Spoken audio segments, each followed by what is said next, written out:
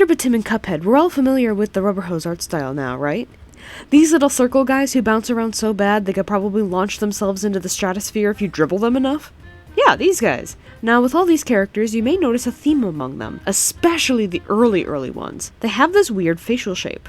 This butterfly-adjacent face shape surrounded by black for the rest of their heads is no accident. It was used for exaggeration. You see, it was really hard to see these cartoons in the early days, and I don't mean that renting a theater was expensive or anything. The projectors just bounced a lot. This also made the pictures blurry and out of focus, so if you wanted to animate anything and really make sure the audience knew what they were looking at, you needed thick lines and big movements. This facial shape was used to emphasize the eyebrows and the mouth. Let me say that again. These here are their eyebrows. If you're designing a rubberhose cartoon character and you want to use this facial shape, don't give the characters two sets of eyebrows. Something I see in the modern era when it comes to designing rubberhose cartoons is that, because they were popular so long ago, there is a fundamental misunderstanding in the art style as a whole and what some of these design choices represent. The eyebrows are one of them, but I have two more. Second pie cut pet peeve, the lines on the gloves. You see these 3 lines Mickey has on his gloves?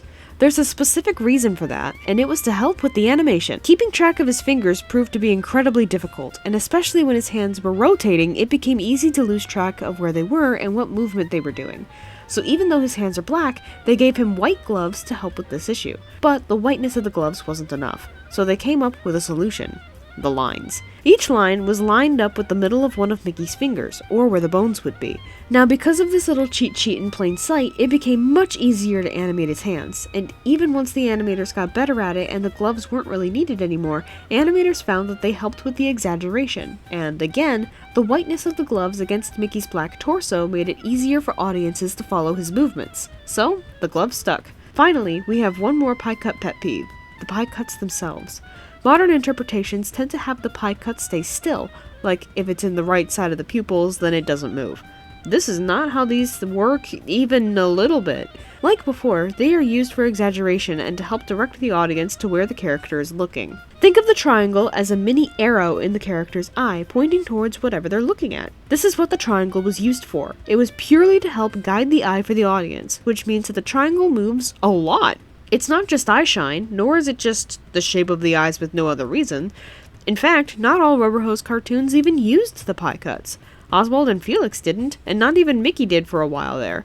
He also doesn't have them now because he no longer needs them. Projectors stopped heavily bouncing before TV, and especially after the TV was invented, the need to guide the audience's eye like that was just gone. And there you go. 3 pie cut pet peeves of mine that, now that you know what these features were used for, you can now more accurately design your own rubberhose rascals and go to town. You can choose to keep or discard any of them, but if you choose to keep them, remember what they were used for. Have a good one, and I'll see you in the next video.